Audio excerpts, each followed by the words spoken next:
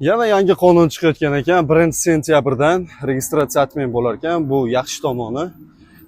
No, geolokasiyangizga faktiski turgan joyingizda соглашенияsi kerak bo'lar ekan. Buning uchun Gosslukdan bekorga registratsiyadan o'tishda javob chiqmayapti hammaga. Shuning evaziga registratsiya atmang bo'lar ekan. Bu anchagina menimcha yaxshi deb o'ylayman. Biz migrantlar uchun.